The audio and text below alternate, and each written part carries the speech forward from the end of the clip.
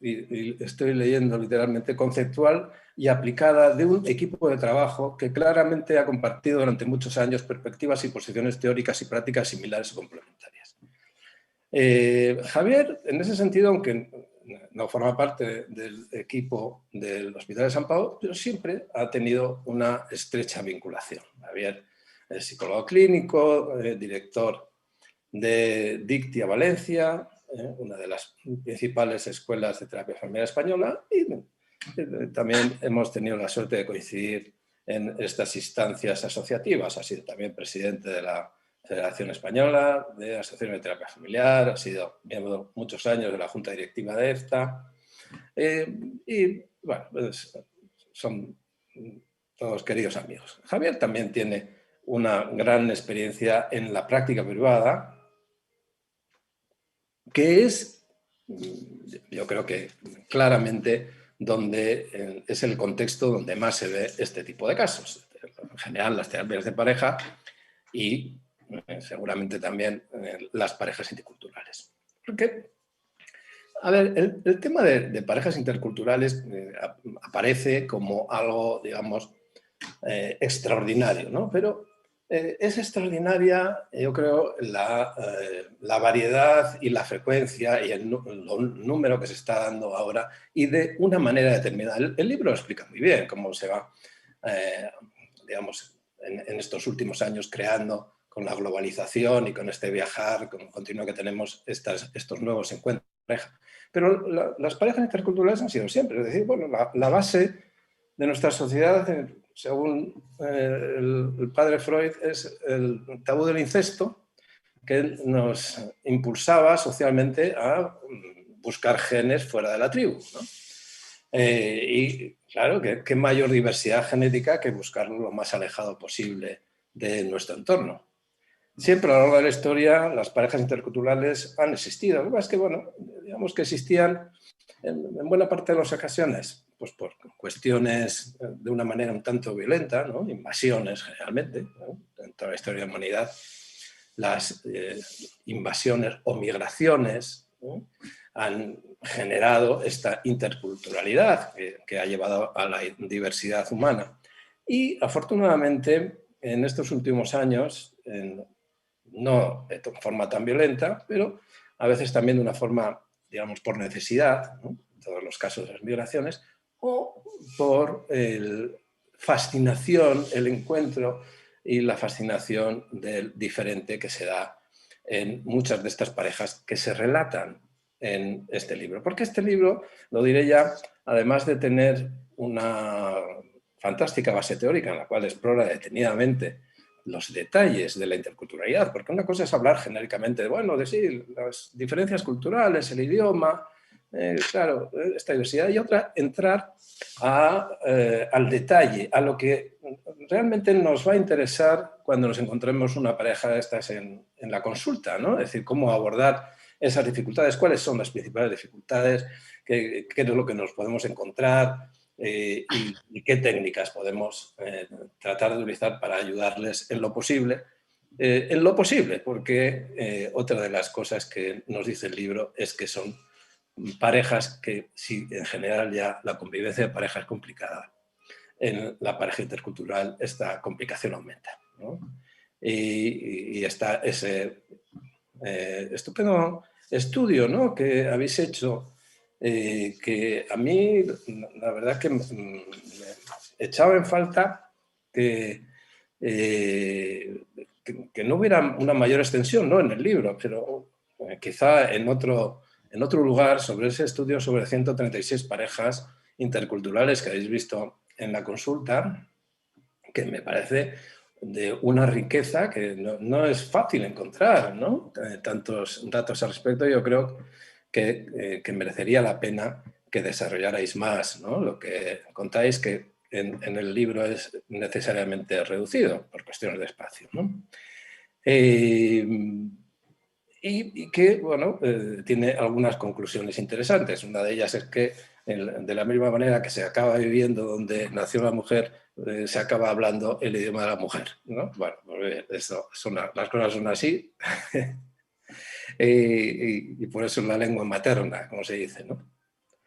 Y decía que además de todo este análisis teórico pormenorizado, hay un montón de viñetas clínicas y de casos. A mí eso siempre me parece un valor añadido extraordinario para un libro de esta naturaleza, en el que se pueda ver no solamente contar esta teoría, sino ver cómo se aplica y qué sucede en la práctica, ¿no?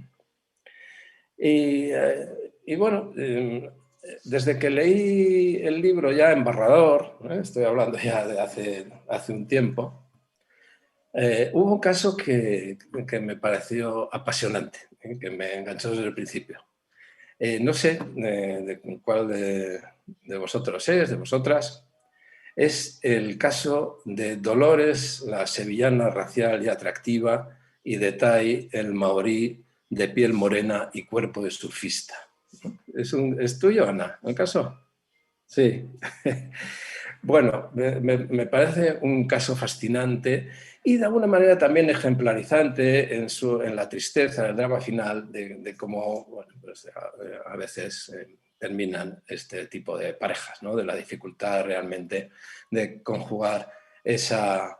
de crear esos mitos comunes, como señaláis en el libro, que son necesarios para establecer una relación de pareja estable y que en estos casos pues tienen una dificultad añadida, ¿no? La de la diversidad cultural y los mitos de partida básicos provenientes de las propias familias que a veces son tan diferentes.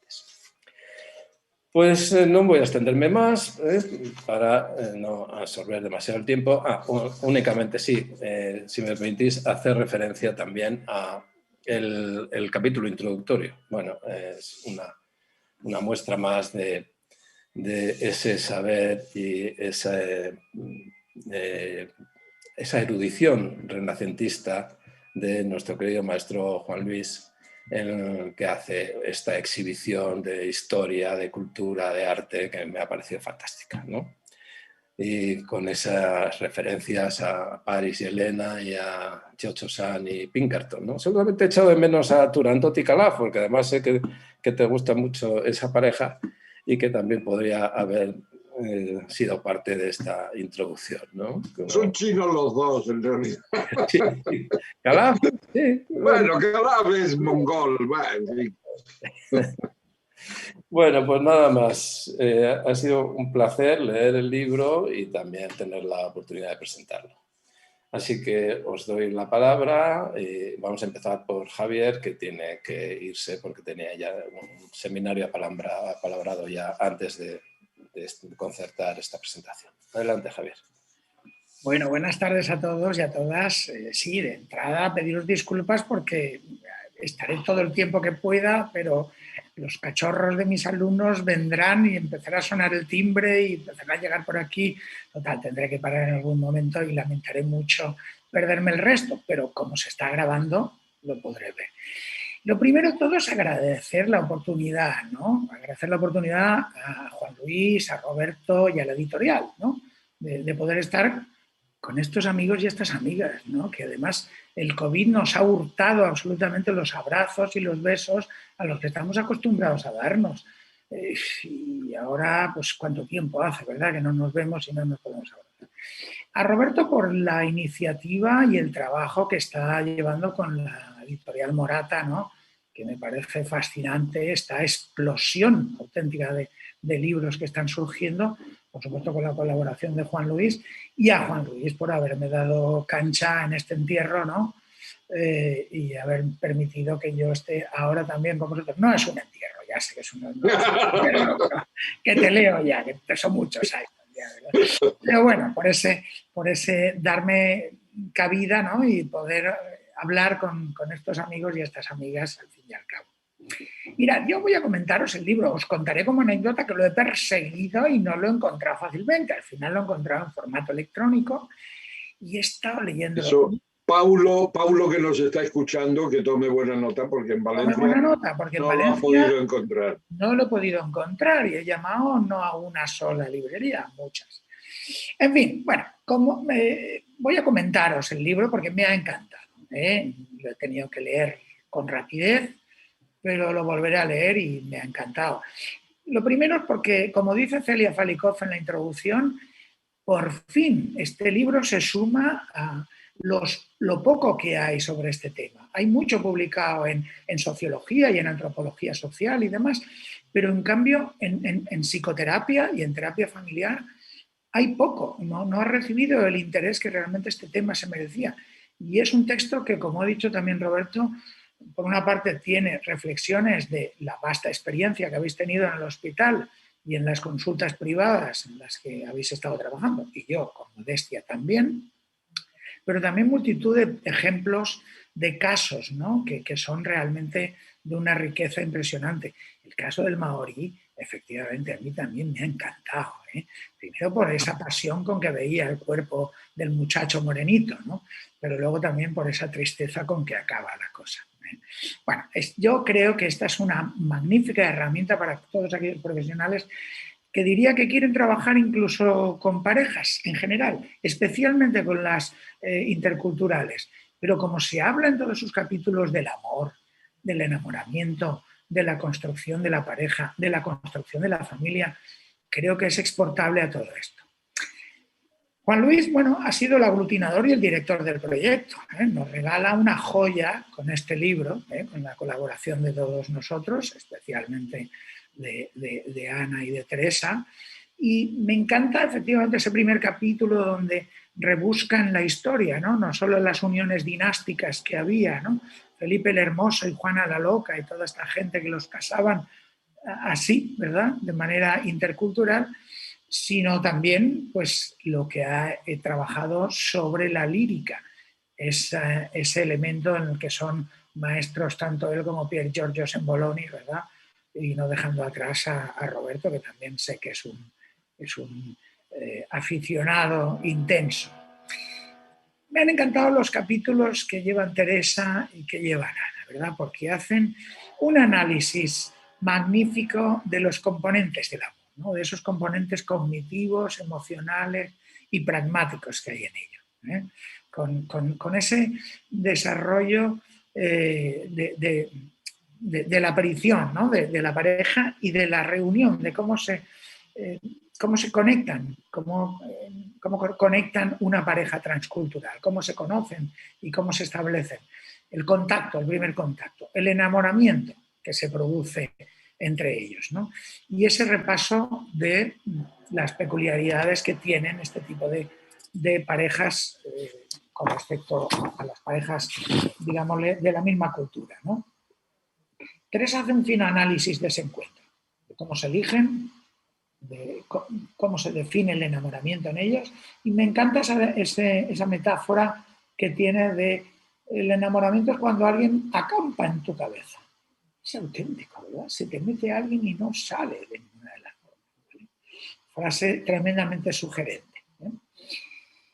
También ese proceso de transformación de la pareja en familias, que va en un capítulo un poco posterior, pero cómo pasa esa pareja a convertirse en una familia, con la llegada de los hijos y con ese posicionamiento que no siempre es fácil, ¿no?, entre las dos culturas, las de sus familias de origen, las que tienen que beber. De Ana, amiga inseparable de Teresa, ¿verdad? Yo creo que casi siempre las veo juntas, ¿verdad? Y me encanta las juntas, ¿eh? Y con la que tengo esa especial conexión, yo no sé por qué, hay una magia entre tú y yo, Ana, desde toda la vida, ¿verdad? Ese trabajo que ha hecho de cómo se maneja el juego de poder, ¿no?, en las parejas transculturales, ¿no? Cómo la globalización ha incidido, ¿no?, en la influencia que ha ejercido en la conformación de estas parejas, ¿no? La negociación que se establece entre los dos miembros, ¿no? Y cómo la diversidad de culturas, ¿no?, ayuda o dificulta a veces, ¿no?, estas relaciones de parejas, con la simetría y con la complementariedad, en definitiva también, ¿no? Ella habla también del síndrome de Ulises, ¿no? Esta desventaja prolongada que sufre el que ha migrado, el que ha marchado por amor, ¿no?, a otro país, a otra cultura, ¿no? Nos muestra también, en definitiva, cómo la globalización ha transformado la manera de conformarse las parejas, ¿no?, absolutamente. Porque, bueno, ahora estamos en un paréntesis, en un impasse, ¿verdad? Porque no viajamos nadie, excepto Juan Luis, que es el único que se atreve a viajar por ahí. Pero los demás, yo ni a Sevilla del Alma he podido ir. Pero, en fin, pero no podemos viajar como antes y por tanto esto sería un interesante trabajo, ver cómo ha ocurrido durante este año y medio, 2 años que vamos a pasar con este tema. Suscribo lo que dice Roberto, ¿no? de sacarle provecho, que creo que lo tenéis y solo hace falta que os pongáis manos a la obra, ¿no? A ese extenso trabajo que habéis hecho de investigación con esos 136 casos. Son muchos casos, allí hay mucho material. Lo que no sé si hay tiempo para poder meterle mano a eso y sacarle todo el provecho que realmente tiene, porque eso exige mucho tiempo, efectivamente. Luego, para mí también ha sido tremendamente interesante, ¿no? Las recomendaciones que habéis hecho a la hora de trabajar en terapia, ¿no? Los 3. Esas recomendaciones que habéis hecho a partir de, por una parte, algo fundamental que tenemos que tener los terapeutas cuando trabajamos con parejas interculturales, que son nuestras propias resonancias, ¿no? Las resonancias emotivas y ligadas a nuestra cultura, a nuestro modo de vida, ¿no? Hace un momento les decía yo a los alumnos, ¿no? Esto de los mandatos que nos han mandado nuestros padres, ¿no? Estas frases que nos repetían una y otra vez, ¿no? Y les estaba contando que yo hoy no tenía casi hambre y me he comido una ensalada demasiado grande y no me la tenía que haber acabado, pero como tenía eso en la cabeza de se come todo lo que hay en el plato, se come todo lo que hay en el plato, ¿no? Pues imaginaros, efectivamente, en las parejas transculturales también están todos estos elementos, pero en nosotros como terapeutas también, ¿no? Y cómo nos afecta esta manera de vivir nuestra cultura y de entender las culturas que son tan distintas a las nuestras, ¿no? Al fin y al cabo, ¿eh? Es siempre fundamental el verlo. Me ha gustado también esa disquisición entre 2 posibles maneras de trabajar, ¿no? en terapia. O bien con un modelo universalmente aceptado, es decir, podríamos hablar de una especie de protocolo general a utilizar con las parejas transculturales, o bien los de este modelo del Just Therapy, ¿no? Que parece tremendamente interesante, ¿no? Y que me apoyo en él sobre todo en una frasecita que tiene que ver con el ejemplo del caso que habéis mencionado, ¿no? Que es el de que dice, un maorí puede llegar a convertirse en terapeuta, pero un terapeuta nunca podrá llegar a convertirse en un maorí. Y que nos habla de esto que tenemos que tener tan presente, ¿no? Que es nuestra propia cultura y nuestro modo de vivir y de ver las cosas a la hora de trabajar con las familias. Al fin y al cabo, un terapeuta nunca es culturalmente neutro, ¿no? Y siempre tenemos un montón de cosas encima que no están resueltas. Por mucho que hayamos hecho el FOT y que nos hayan supervisado y tal, siempre quedan huecos por ahí, ¿verdad? A los que les falta un poco de iluminación. Bueno, y esto que ha sido el trabajo fundamental de estas 3 personas y estos 3 amigos que tengo aquí delante, ¿verdad? Guiados por Juan Luis, que ha sido pues uno de mis maestros. Otro fue Ricardo Sanz, el pobre malogrado ya Ricardo Sanz, pero que estaba, yo creo que en la primera junta directiva, ¿verdad?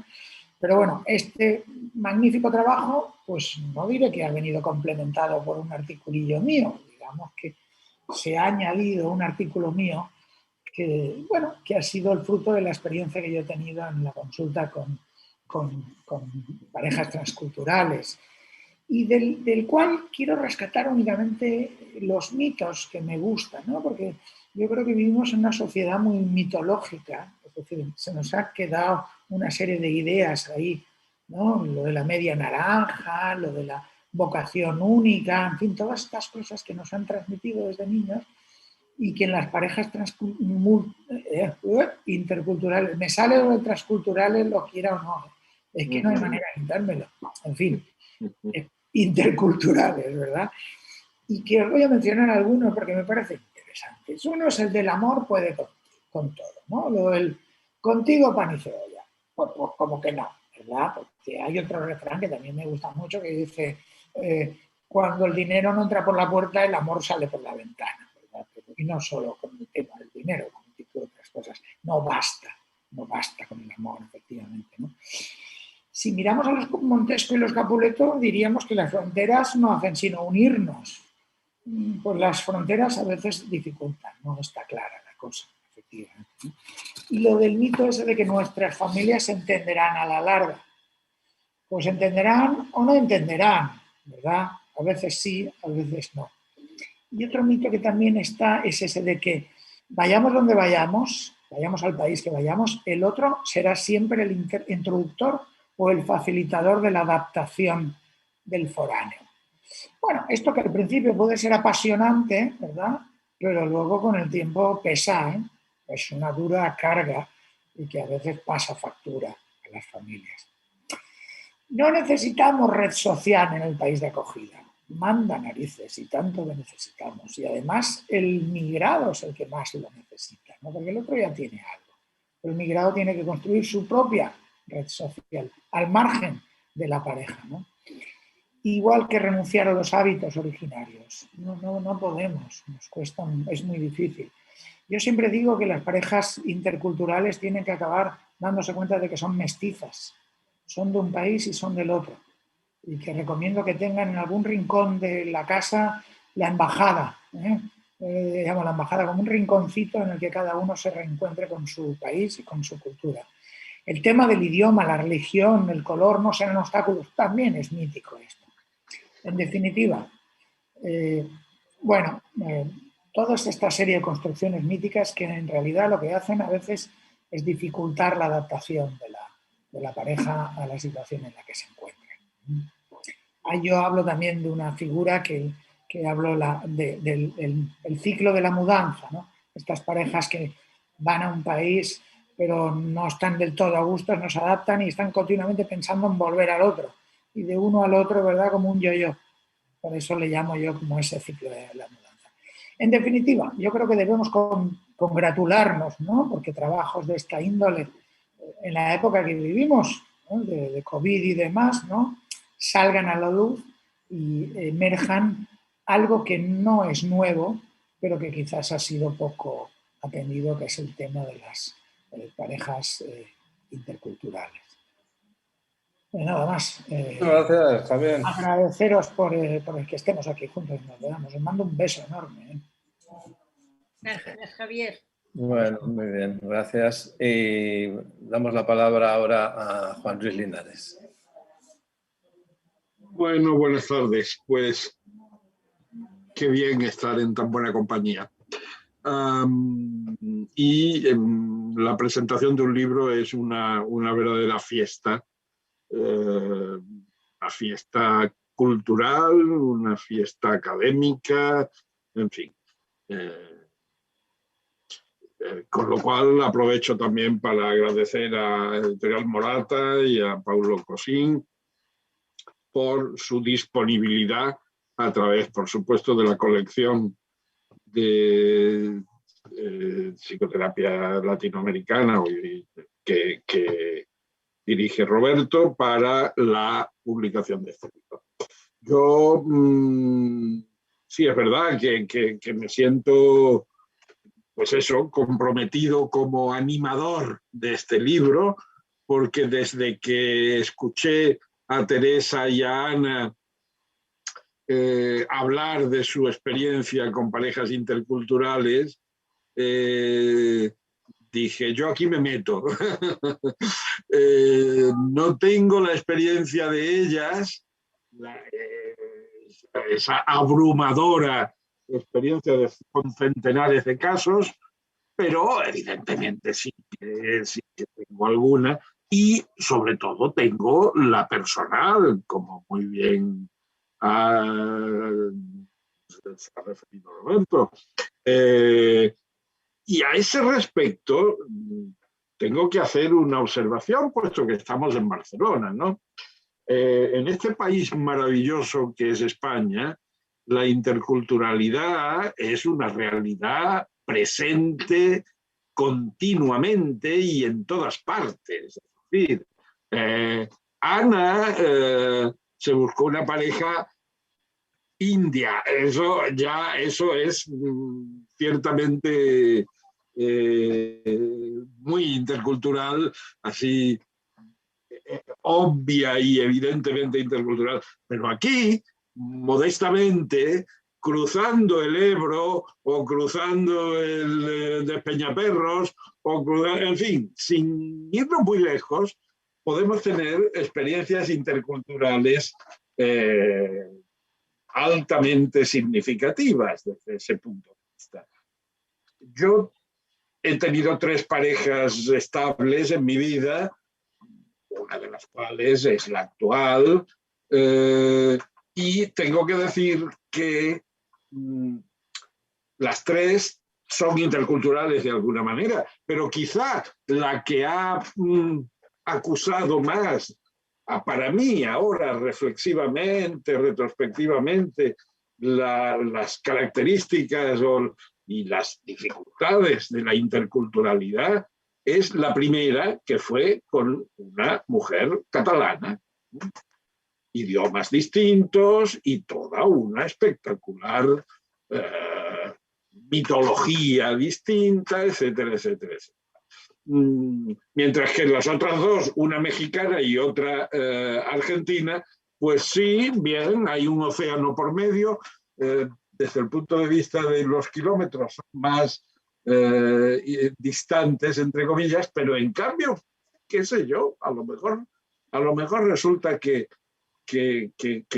los puentes son mayores, al menos lingüísticamente, por ejemplo, que es algo muy importante. En fin, es una reflexión más para las muchas que evoca esta problemática. Otro tema muy personal al que quería hacer referencia, digamos, la expansión de este fenómeno de la interculturalidad al que todos hemos hecho referencia. Impresionante, impresionante, ¿no? Si yo miro retrospectivamente a mi familia de origen, mis padres eran excepcionalmente, ¿cómo diría yo?, viajeros y excepcionalmente internacionales, ¿no? Pero en mi casa, en toda mi experiencia de niño y de adolescente, quizá puso los pies 1 o 2 personas extranjeras, nacidas fuera de España. Yo ahora, en mi casa, creo que lo raro es que pase un mes sin que haya alguien nacido en otro país, etcétera, etcétera. Es decir, creo que tengo casi más relaciones internacionales, interculturales, que no de mi propio país, de mi propio origen. Bueno, es algo que no podemos dejar de tener presente. Bueno,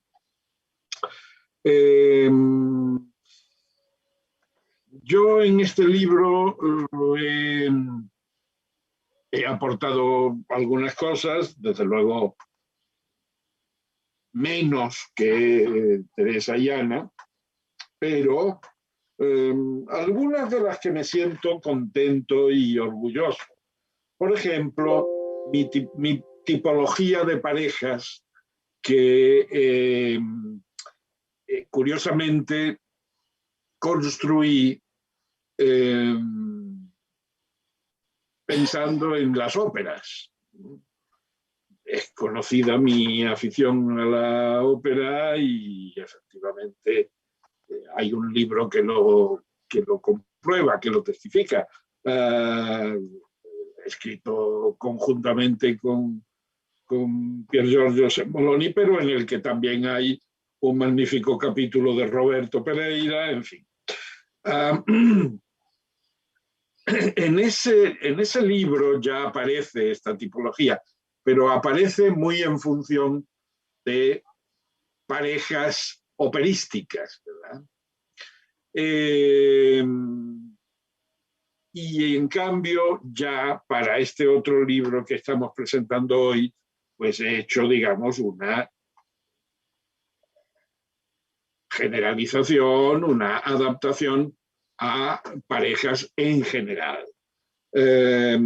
Consciente de que el componente operístico, para los que somos muy aficionados a la ópera, pues es divertido, pero para otros posibles lectores puede sonar folclórico o poco serio, qué sé. En cualquier caso, para mí ha sido muy placentero reconstruir, retocar esta tipología que, como digo, nació pensando en unas cuantas óperas, pero que ahora pienso que es perfectamente aplicable a las parejas en general. 9 tipos de parejas. Javier. Perdonadme, me tengo que marchar. Claro. Bueno, hasta luego. En función de 2 variables, la combinación de 2 variables que son las mitologías y la organización, ¿no? Como dependiendo de la capacidad de una pareja para construir una mitología a partir de sus personales narrativas, que a su vez proceden de mitologías o hunden sus raíces en mitologías familiares, en las familias de origen. Pues dependiendo de la capacidad de construir una nueva mitología para la pareja y, por otra parte, también la otra variable, la organización simétrica o complementaria, fundamentalmente, pues se pueden, digamos, describir 9 tipos de parejas que tienen características muy distintas. La pareja funcional equilibrada y luego las parejas funcionales discutidora, fusional, distante, jerarquizada, y luego finalmente las parejas disfuncionales, la pareja disfuncional explosiva, la pareja disfuncional destructiva, la pareja disfuncional anodina y la pareja disfuncional ficticia. Bueno, creo que una de las cosas de las que yo personalmente me siento más orgulloso de mi aportación a este libro, pues es esta tipología de parejas. Y nada más, tengo aquí invitándoos a escuchar a las que han sido las verdaderas almas de este libro, que son Teresa y Ana, Ana y Teresa. Muy bien, pues yo también aprovecho para agradecer a la editorial Morata y a Roberto, por supuesto, como bueno, pues quien nos ha dado entrada, ¿no? en la colección de terapia familiar, porque creo que bueno, ha sido como algo entre amigos que siempre es como muy agradable y como muy de agradecer, pero agradezco también a la editorial. Y quiero empezar diciendo que este libro se ha escrito, somos, Juan Luis decía, sois las almas, ¿no? Pero el que nos ha empujado ha sido él. Sin Juan Luis ese libro no se hubiera escrito, porque lleva años persiguiéndonos para que nosotras finalmente acabáramos con la redacción de los capítulos, y tengo que decir que es fruto de alguna manera del confinamiento, ¿no? Del confinamiento hicimos la recta final y finalmente acabamos poniendo el libro en marcha, ¿no? O sea, siempre que me preguntan el confinamiento, ¿qué tal? Yo, hemos acabado un libro, lo cual tiene algo muy... Lo recordaremos siempre las dos cosas a la vez, ¿no? A ver, hace muchos años que con Ana colaboramos con este tema, muchos. Hemos hablado en varios congresos al respecto, ¿no? Me viene a la cabeza pues Bilbao, Istambul, Berlín, me viene a la cabeza muchos lugares en los cuales ya hemos presentado trabajos en este sentido, ¿no? Porque el interés por la interculturalidad lo hemos tenido siempre. Ana por una cuestión más personal suya, y yo porque pese a no estar tan interculturalizada como Juan Luis, como mis compañeros en el libro, sí que tengo que decir que yo creo que las parejas siempre son interculturales. Eso lo he creído siempre. Siempre creo que la interculturalidad es una cuestión de grado, ¿no? Es una cuestión de grado y hay algunos grados pequeños y hay otros grados muy, muy amplios. Y es verdad que no solo están relacionados con la nacionalidad, ¿no? Como Juan Luis apuntaba, porque efectivamente a veces puede haber razones de interculturalidad más potentes en dos personas que son geográficamente más cercanas o en un mismo país que en personas de países muy lejanos. Pero quiero decir que para mí siempre ha sido un tema importante, interesante, porque creo que la interculturalidad está siempre, ¿no? Y esa curiosidad, pues siempre la hemos tenido y entonces, bueno, el trabajo ha estado ahí y hemos tenido no sé, la idea, la pericia en un momento de recopilar datos, porque esto viene de muy lejos, hay casos de hace muchos años y que sin embargo estaban ahí en la historia y hemos hecho un gran vaciado de casos, ¿no? En la búsqueda de todos los que teníamos, ¿no? Y cuando empezamos el libro teníamos 82, si no recuerdo mal, y al acabarlo 136, ¿no? Que son los que hemos incluido en el trabajo del libro. Mi interés por las parejas interculturales desde el punto de vista ya de como psicoterapeuta nace básicamente por una cuestión. Yo estuve visitando durante muchos años, me mandaban casos desde la Escuela Alemana de Barcelona, donde yo veía muchas familias y muchas parejas, sobre todo porque acababa visitando parejas y a veces con demanda de pareja también, con temas que tenían que ver con interculturalidad. Y mi primera curiosidad fue cómo esas parejas que a veces hablaban idiomas muy distintos podían comunicarse en la intimidad. Esa fue mi primera curiosidad. Cómo en la comunicación íntima, ¿no? La comunicación íntima que tiene que ver con lo emocional, cómo ahí esas parejas lograban decirse algo que generara complicidad, ¿no? De la intimidad, complicidad como algo importante en las relaciones de pareja. Bueno, y ahí empezó mi curiosidad con el idioma y empecé a ver qué idioma hablaba uno en otros y empezamos también en ese momento y comentándolo también con Ana y en alguna ocasión también con Juan Luis lo hemos comentado muchas veces, ¿no? Como una hipótesis que yo empecé con ella que tenía que ver con que las parejas interculturalidades empiezan de una manera pasional, básicamente pasional, donde no es necesario el lenguaje como medio para vehiculizar una serie de afectos o de ideas incluso, ¿no? Y bueno, eso a mí, que me encanta siempre estos temas, pues ya me generó muchas ganas de continuar un poco en esta línea.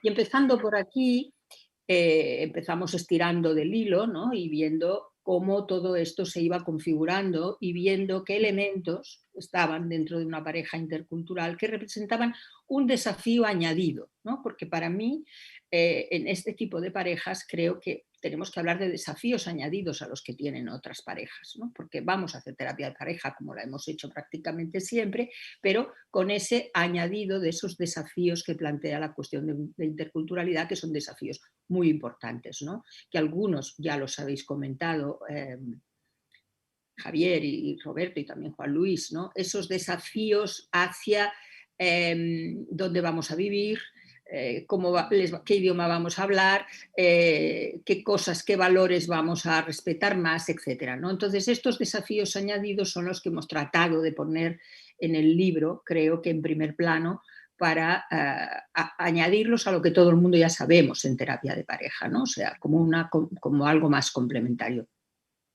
Yo creo que este ha sido un poco el objetivo, el buscar qué referencias son las que tenemos que tener en cuenta, ¿no? Han surgido ya varias aquí cuando hemos empezado la conversación, todo lo que tiene que ver, pues eso, el idioma distinto, los lugares de encuentro, el dónde vivir, el tipo de pareja que se establece. Quiero también con eso añadir un poco ligarlo un poco con lo que comentaba a Javier Bob hace un momento, ¿no? Porque no solamente tenemos el desafío de la interculturalidad en este momento, ¿no? Sino que estamos también ante una situación de cambio, por lo menos en el mundo occidental, de un cambio muy importante en los modelos de pareja, ¿no? Los modelos de género han cambiado también los modelos del amor para siempre y todas las familias unidas. Todo esto es un cambio social muy, muy importante que está también teniendo un peso en cómo tenemos que pensarnos, cómo tenemos que pensar y cómo tenemos que hacer las terapias de pareja, ¿no? Entonces, me parecía interesante estos mitos, me parece interesante estos mitos que Javier aporta al libro, que él nos ha contado también, ¿no? Que son mitos que ya están cambiando. Los mitos estamos viendo que ya tenemos otros, ¿no? Y no solamente referentes a las parejas interculturales, sino a las parejas en general. Entonces, bueno, empezando por ahí y estirando del hilo, han ido surgiendo un montón de cosas, ¿no? Como ir definiendo poco a poco cuáles serían los desafíos más importantes con los que la pareja se encuentra y cuáles serían las maneras. Yo creo que ahí tuvimos que también hacer un trabajo común de ver qué maneras, qué métodos, qué preguntas, qué fórmulas utilizábamos en la terapia, ¿no? Yo creo que eso ha dado lugar a un libro que tiene bastante en alguna parte, como también un poco de manual, ¿no? En el cual las personas que lo lean pueden encontrar algunas de las maneras que les pensamos que útiles, ¿no? para poder hacer su trabajo psicoterapéutico, además de uniéndolo a pues, los modelos que Juan Luis plantea al principio del libro, ¿no? En la primera parte. Creo que todo es un conjunto que puede servir de algo, y esperamos que sirva de algo, no solo a nivel conceptual, sino también la idea nuestra tenía que ver con que también tuviera un sentido a nivel práctico, ¿no? Que desde alguna medida eso pudiera ser algo considerado como útil también por nuestros pues, estudiantes, alumnos o otros psicoterapeutas, ¿no? Esta ha sido la intención del libro. Por otro lado, yo tengo que decir que a pesar de costar escribirlo, porque escribir no todos estamos tan bien dotados como Juan Luis, que en este sentido él es, bueno, pues no solo es que todos sabemos lo bien que escribe, ¿no? Y que también él ha sido el revisor de toda la escritura del libro para darle un poco de coherencia conjunta. A mí, que no me gusta, que me cuesta de alguna manera escribir, pues bueno, ha costado lo suyo, pero también ha sido como un camino de pensamiento, de reflexión, también de ayuda, ¿no? y de orden, ¿no? De la obligación de ordenar todo un trabajo psicoterapéutico que llevamos haciendo desde hace tantos años. No sé, sí, me he quedado con esto que tú planteabas, Roberto, del tema de aprovechar más este material para hacer estudios un poco más. Sí, yo recojo esa idea, aunque realmente, pues como también se apuntaba por aquí, es como bastante difícil plantearse, bien, vamos a hacer un trabajo de investigación, porque es, bueno, como siempre es un tema de tiempo, ¿no?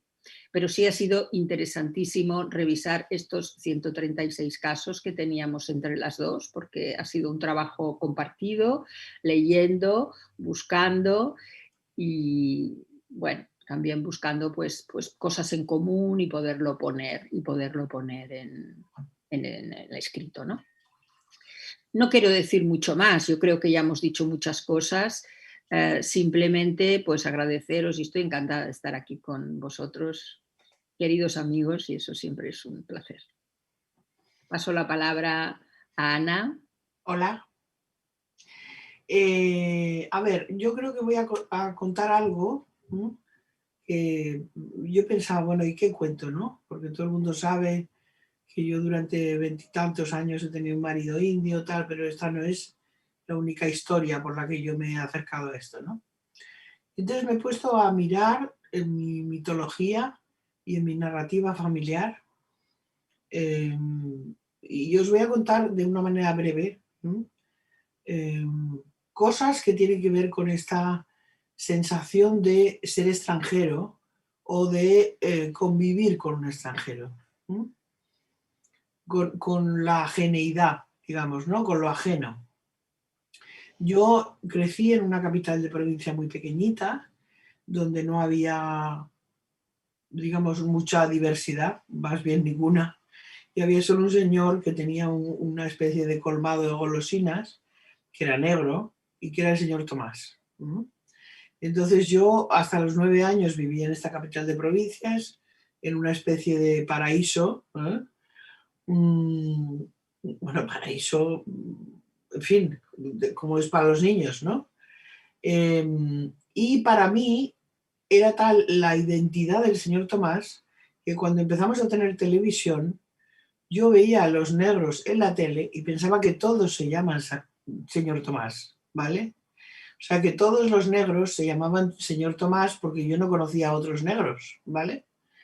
Entonces, de ahí, de esa especie de paraíso, y por razones de profesión de mi padre, que no viene al caso, nos fuimos a vivir a Canarias en una época que era el 69, en la que había muchísima sensibilidad en la población de allí, oriunda de Tenerife y de las Canarias, acerca de las, digamos, de las faltas de delicadeza que se tenían por parte de los peninsulares, que trataban la insularidad como una cuestión peyorativa y que hablaban de España y Tenerife, ¿no? O España y Las Palmas. Esto daba lugar a un clima que yo entiendo perfectamente, pero que a mí me tocó con 9 años en un colegio donde mis compañeras eran todas laguneras, tinerfeñas, y durante el primer año y primer y medio año, claro, yo era la goda, la que hablaba, porque claro, era inconfundible, porque claro, hablamos, abrimos la boca y ya se nos nota. Entonces esto ahora no tiene nada que ver. Pero entonces yo tenía miedo a hablar, había habido episodios de rechazo, yo no quiero ponerle nombres estilo bullying, no, bueno, pero había habido episodios graves, o para mí lo eran. Yo tenía 9 años, yo volvía en el autobús a mi casa, subía al piso de arriba, que era donde estaba mi habitación, y lloraba sistemáticamente cada día. Mientras lloraba, yo siempre muy ilustrada, oía a Serrat cantando Mediterráneo o los poemas de Machado que había musicado, ¿vale? Esto fue mi compañía. Yo creo que fue una especie como de, no sé, como de semidepresión de infancia que me duró 2 años, pero luego, claro, las cosas van, en fin, encontrando su acomodo, y por supuesto que yo me encontré mejor tal, y yo no les atribuyo ninguna mala intención a mis compañeras entonces. Seguramente también yo era muy pava, ¿vale? Entonces, en estas, simultáneamente, empieza toda la movida del Sahara Occidental. Mi padre tiene, otra vez por su profesión, que da igual, conexión con una serie de cuestiones que tienen que ver con una serie de problemas que están poniendo la gente del pueblo saharaui, porque sienten que dentro de poco los van a dejar de lado, y de hecho es lo que pasó. Y entonces empiezan a hacer protestas, a poner alguna bombita pequeña que no hace daño a nadie. Bueno, total, que a estos saharauis oficiales de lo que era entonces las tropas nómadas y que después fueron el Frente Polisario, los traen a Tenerife encarcelados. Y por la razón por razones familiares, mi familia entra en contacto con esta gente. Este aquí que mi madre, que era un personaje especial, de alguna manera entiende que está bien escucharlos, que bueno, total, que hay una afinidad que mi padre tolera bien. Y estos señores, pues cuando tienen un permiso, nos invitan a una ceremonia del té, bueno, yo lo recuerdo como altos, bueno, es como exageradamente mítico, ¿no? Altos, fornidos, elegantes, callados, ¿no? O sea, como muy diferentes de la idea que se suele tener del magrebí, ¿no? Bueno, creo que era otra historia y tenían otro idioma. Bueno, bien. El caso es que mi madre les favoreció lo que pudo o influyó a mi padre para que les favoreciera y cuando se van le dicen a mi madre que quiere de regalo. Y mi madre les dice que no, que nada, por supuesto. Y les dice, bueno, todo lo más una piedrita, pensando en una pequeña piedra que pueda ser un dije en aquellas pulseras de los años 70 que se ponían las señoras. Bueno, nos olvidamos de esto, esta gente afortunadamente vuelven al Sáhara, luego hacen su desarrollo y a los 2 meses llega un pedrusco, pero un pedrusco que no se podía casi ni levantar, pulido en su interior, que daba unas vetas maravillosas, de fosfato seguramente, en tonos ocres y marrones, y que se lo mandan a mi madre en concepto de la piedrita. Esta piedrita ha ido pasando mudadas de una casa a otra y siempre hemos hecho alusión a este pedrusco como la piedrita, y a mí me parece que es una señal de cómo alguien que se siente bien y acogido te da lo mejor o lo que considera de más valor, más allá de lo que la persona que lo pide espera. ¿Me explico? Pero que aún así es algo muy de agradecer y que por supuesto mi madre nunca pudo colgarse de la pulsera pues si hubiera roto el brazo, ¿vale? Entonces, después de todo eso, mis padres decidieron que había que irse de Canarias porque la cosa estaba muy movida. Me volvieron a coger otra vez porque yo ya estaba adaptada como adolescente a la laguna y yo, después de unos años, recabé en la Autónoma en el 75, donde volví a ser una que entendía lo que decían los de aquí y lo defendía, pero que tampoco era de aquí. O sea, que era una especie de como de ser extranjera, pero extranjera friendly. Entonces, claro, ahora no os voy a contar las batallas porque las sabemos todos. El 75, Franco se muere, tal, Estatuto de Autonomía, amnistía, bien, vale. Después de todo eso, resulta que yo ya tengo una plaza de psicóloga clínica en un CAP, en salud mental, y me voy a un viaje. Mis padres han muerto en terribles circunstancias, y me voy a un viaje a la India, unas vacaciones, que yo no daba un duro por eso. Entonces después hablo con Juan Luis Linares y decido que me voy 1 año. Y conecto con una doctora que era absolutamente divina, que se llamaba Sakuntala Devi, una viejita que llevaba grupos de alcohólicos, bueno, y que traducíamos como podíamos, tal. Bueno, ¿qué pasa? Que cuando yo llego, en enero del 91, a la semana, se declara la Primera Guerra del Golfo, con lo cual yo estoy en Jaipur, sin turistas, yo, claro, siendo la extranjera, pero divinamente. Entonces, ahí hago amistades, doy clases, bueno, en fin, y me echo un amor, claro. Este amor que ha durado 27 años. Entonces, y no quiero extenderme sobre eso. Sí que quería decir con respecto a este amor que hay 2 cosas que me vinculan con las 2 personas que han escrito el libro. Con Juan Luis, la absoluta generosidad que tuvo con nosotros para ayudarnos en papeles, en acogimiento, que yo esto nunca olvidaré, junto con otras cosas de mi vida personal que nunca olvidaré. Y en el caso de Teresa, que ya habíamos empezado a dar clase en San Pablo, me acuerdo que yo debía estar, a mí me encantaba Teresa, porque me parecía alguien que se vestía, no sé si por los pies o por dónde, pero que me encantaba. y me parecía, uy, Dios mío, y yo estaba como un poco como que no llegaba a la talla, ¿no? Entonces debí de ser un poco remisa a compartir cosas. Y una vez Roya, que era una alumna nuestra iraní, que sigue estando y que es un encanto de mujer, nos invitó a una cena. Y allí fue mi pareja india y cenamos allí, etcétera, etcétera. Y al año, a los 2 años, me dice Teresa, oye, menos mal que vino, porque es que yo no me creía que existía. Porque claro, era todo tan misterioso y tan raro.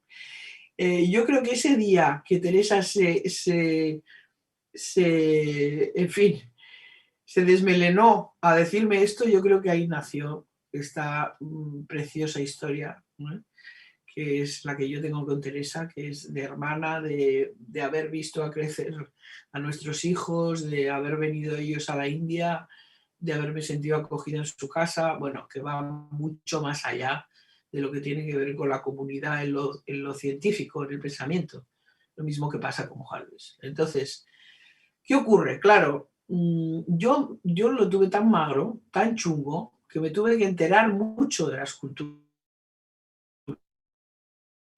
Pues, esa posible pareja mía, y hablo de hace 27 años, ni tenía la misma raza, ni tenía la misma religión, ni su familia de origen lo veía bien, ni la misma casta. Es tan adverso que había que imponerse como mínimo para tranquilizarte, no para cambiar nada, ¿no? Y a partir de ahí fui entendiendo muchísimo más las parejas que ven con dificultades y bueno, y desde el principio empecé a ver parejas interculturales. Yo creo que en las parejas interculturales nuestra función, y me parece apasionante el trabajo, es una función de facilitar, de ser como un traductor de significados. Y yo creo que eso es lo que Teresa y yo hemos pretendido hacer durante todo este tiempo. A mí me parece que es un trabajo bello, que no en vano la persona más importante en esta disciplina o en esta especialidad es alguien tan absolutamente dulce como Celia, ¿no? Que no ha podido estar, pero se ha despedido al principio, ¿no? Ha dicho hola. Celia Falikov, que es una persona no solo entrañable, sino sabia. Y yo creo que, bueno, pues yo personalmente, además de toda esa sabiduría derivada de esta historia, pues tengo la suerte de haber añadido a mi familia un mestizo, que yo siempre había pensado que los mestizos son una calidad superior de raza, y creo que lo son, si se enriquecen de las dos y porque además creo que son extraordinariamente bellos. Yo lo que os quería decir es que lo he pasado muy mal en muchos momentos. Esto os lo cuento así como... Pero ha habido muchas dificultades. Pero hoy por hoy me parece que ha estado bien. Porque ha sido una aventura y un viaje que tiene que ver con el amor y con la curiosidad y el entendimiento. Entonces os recomiendo que sin necesidad de hacer todos estos viajes, leáis, os informéis y os pongáis en una posición como terapeutas de, bueno, de corazón abierto y de reconocer que tenemos resonancias todos, ¿vale? Bueno, muchas gracias Juan Luis por habernos dicho que o nos poníamos a escribir o nos mandabas a hacer puñetas, ¿vale? Que así fue al principio. Muchas gracias Roberto. Y gracias a Javier, aunque aún no esté. Y bueno, Teresa, que te quiero. ¿Vale?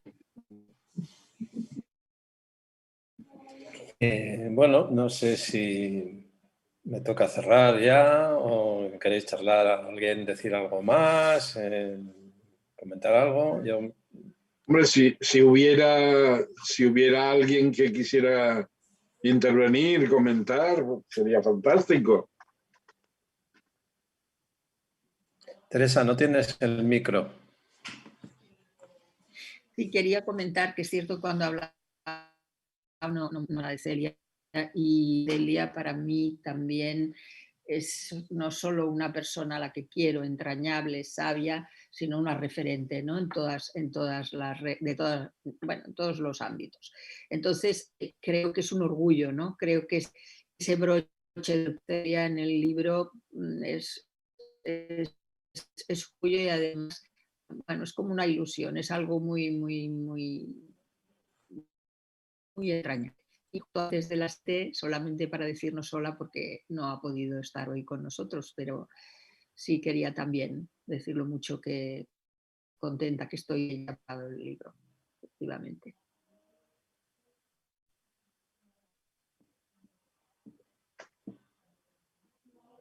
¿Y quién tiene que decirnos si hay alguna pregunta?